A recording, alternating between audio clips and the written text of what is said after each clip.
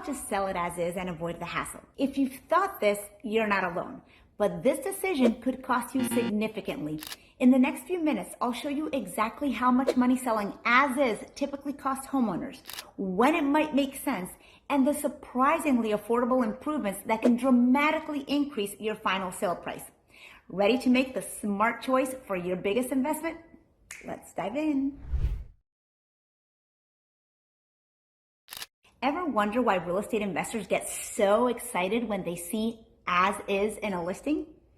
Trust me, they're not excited because they want to save you from the hassle of repairs.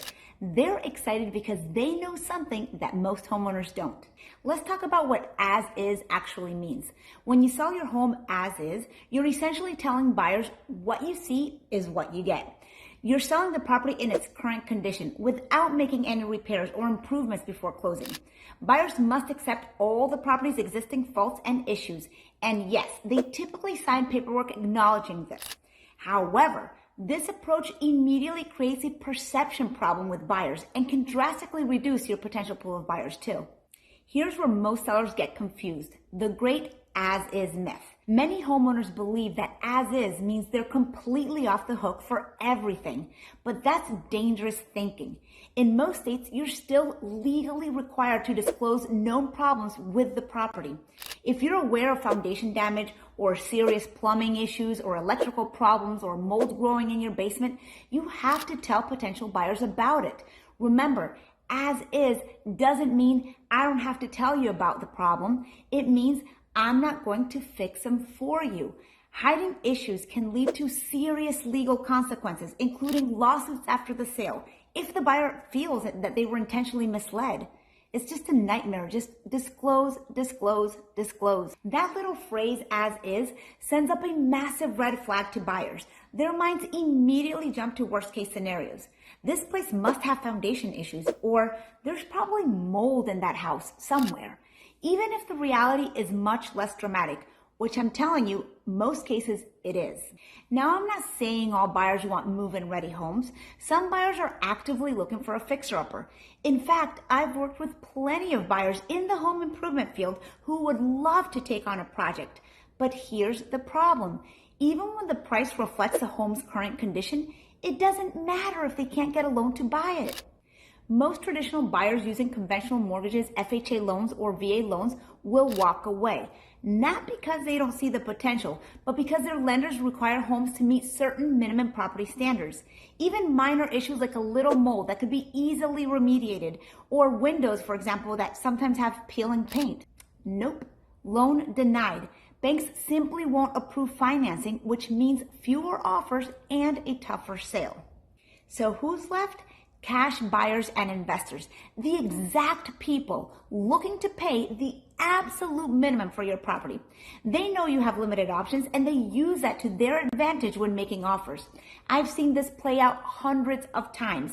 Sellers are shocked when offers come in 20 to 30% below what the neighboring homes sold for. That's not just the cost of repairs, it's the as-is penalty at work.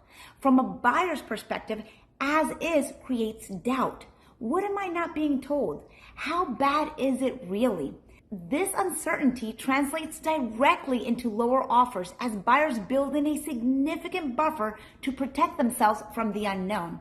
Even those buyers who are interested will likely still request inspections with the right to cancel. The as-is label doesn't stop them from uncovering every issue. It just means you've already stated you won't be making any repairs. And if the inspection reveals more than they're prepared to take on, they can still walk away. When sellers put the as-is label on their listing, they often have a specific number in mind. My house needs about $30,000 in work, so I'll just get $30,000 less than the market value. But here's the financial reality that catches most sellers by surprise. Investors aren't using your math. They're using a formula that could cost you tens of thousands more than you expected. Let me walk you through a typical scenario. Imagine a home that would be worth $400,000 in perfect condition, but it needs about $30,000 in repairs or improvements. While sellers assume they'll get around $370,000, investors actually use the ARV formula, which is the after repair value. Most investors are looking to pay only 60 to 70% of your home's potential value after renovations. So that $400,000 potential home, they might offer just $240,000 to $280,000, which is far less than the $370,000 you expected. This multiplier effect works like a snowball rolling downhill. What starts as a small repair cost grows significantly as it factors in all the investor's considerations: the actual repair cost, the unknown factor when walls are opened up, the carrying cost while doing the work, and their profit margin, which typically is 15 to 20% minimum. I remember working with a client who needed to sell quickly due to a job relocation. Their home needed about $25,000 in repairs, and they expected offers around $275,000 because the neighborhood comp supported $300,000. They were shocked when the highest investor offer came in at just $230,000. That's the multiplier effect in action. For every $1 in visible repairs, buyers were deducting 2 to 3 from their offer. But let me also add this. Market conditions dramatically impact this equation. In strong sellers markets, the gap between as-is and conventional sales can shrink considerably. When inventory is low and buyers are competing, they might overlook defects that they'd otherwise use to negotiate price reductions. I've seen as-is homes in hot markets sell for just 5 to 10% below market value instead of the typical 20 to 30% discount. But in more balanced or buyer-friendly markets, buyers have leverage, and that's where strategic improvements can make a huge difference. In one case I worked on, my sellers were considering listing their townhome as is for $320,000. Instead, I advised them to make minor updates: fresh paint, new carpet in the primary bedroom, and professional cleaning, costing just $5,000. We also staged the home, which didn't cost the seller anything else extra because it's part of my marketing expense. But the result, the home sold for $350,000, a $30,000 gain from a $5,000 investment. That is why knowing when to list as is versus making small, high impact improvements can mean the difference between leaving money on the table or maximizing your sale price. Homes with good bones but cosmetic issues absolutely should not be sold as is. If your home has solid foundation, good roof, and functioning systems, but just looks dated or worn, you're leaving enormous money on the table by selling as is.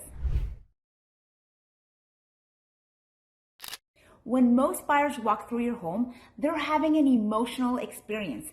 These emotions create what I call a psychological barrier that can kill a sale instantly. The moment a buyer sees scuffed or outdated flooring or stained carpets that they can't even imagine their children playing on, they don't see a simple fix. They see overwhelming work and hassle. Professional renovations can be expensive, but buyers mentally deduct even more when making their offers. I call this the amplified cost perception. It's like dining at an upscale restaurant versus a casual diner. The ingredients might be similar, but the presentation and atmosphere make people willing to pay a premium. In real estate, the wrong perception can cost you thousands. For example, I had a client with a fully functional kitchen, but the dated oak cabinets were holding it back. Instead of spending $20,000 on a full kitchen remodel, we invested just $1,200 in cabinet painting, new hardware, and updated lighting. That weekend of work led to an offer of $22,000 higher than similar unpainted kitchens nearby. That's a huge difference if you ask me for a small investment. So where should you invest to get the best return? Let's break it down. Cosmetic improvements like paint, flooring, and staging offer some of the highest returns.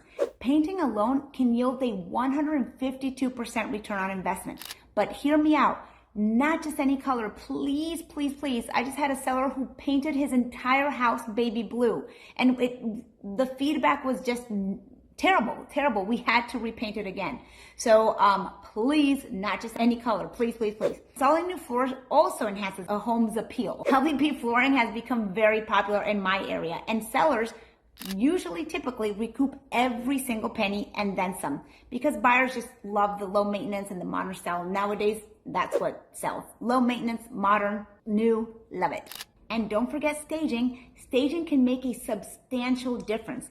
Professionally staged homes not only sell faster, but also attract higher offers. In fact, according to the National Association of Realtors, and you can look this up, staging can increase offers by 1 to 5% compared to similar unstaged homes. It's a fact, guys.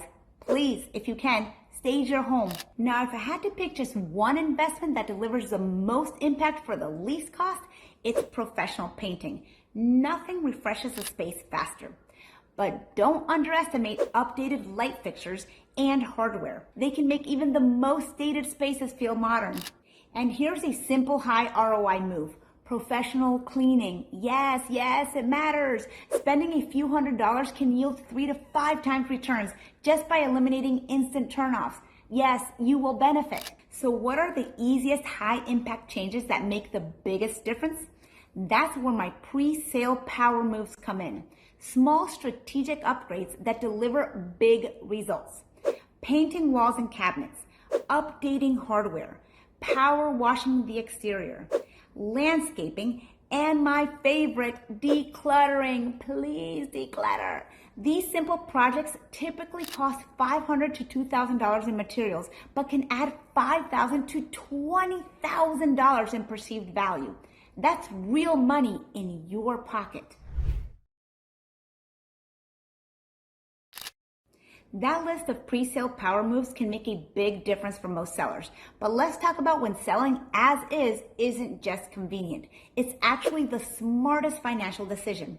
I once worked with a client who was facing foreclosure and needed to sell within 10 days. For her, selling as is wasn't just a choice. It was a financial lifeline that helped her avoid a much worse outcome. But foreclosure isn't the only scenario when selling as is makes sense. I've helped many home sellers who inherited a property that needed far more work than they could handle. I mean, these people they're juggling their own jobs, they have their families, they have their own responsibilities, and in these cases, I'm talking about homes with $50,000 or more in needed repairs, an aging roof past its life expectancy, outdated interiors, worn out floorings, and deferred maintenance in every corner. These aren't just simple weekend projects. They're major undertakings. In situations like that, selling as is often the better financial decision. Even if repairs could increase the home's value, the time, the effort, and the upfront costs might not be worth it. Sometimes the smartest move is to price the home competitively, market it correctly, and let a buyer take on the project. Your timeline also plays a huge role. If you need to relocate quickly for a job or family emergency, holding onto a property while coordinating repairs can eat away at any potential profit. In cases like these, speed outweighs squeezing out every last dollar. Now, marketing an as-is property the right way is key. It starts with setting a realistic price based on market data, specifically looking at similar as-is sales in your area. A comparative market analysis helps set buyer expectations up front, so you attract serious offers rather than lowball negotiations. At the end of the day, the market determines how much a home will sell for and how quickly it moves. Even if a property needs work, a great location and the right price will always attract buyers willing to take on the project. The key is knowing how to position it strategically to generate strong interest and serious offers. So here's the thing. The decision to sell as is isn't black and white. It's a financial calculation that deserves serious consideration. If you're considering selling as is, ask yourself these 3 questions. How urgent is my need to sell? How significant are the repair costs compared to the potential value increase? And is my home in a location desirable enough to attract buyers despite its condition? If you're not sure which path is right for you, reach out to me. We can jump on a call and I can guide you in the right direction. I can help you weigh the options and make the best decisions for your situation. If you're in Maryland, even better. We can meet personally and discuss the best strategy for your home. But if you're outside of Maryland, I got you covered. I have a global network of top real estate agents personally vetted by me. I can connect you with the best agent in your area at no cost to you. You can reach out to me directly or fill out the simple form in the description box below. Thanks for watching. If this video gave you insight or made you think differently about selling as is, please let me know by hitting that like button and dropping a comment below. And if you want more real estate advice every week, don't forget to subscribe. It really helps me continue bringing you valuable real estate tips. Thanks again for your support, and I look forward to seeing you in the next one. Bye.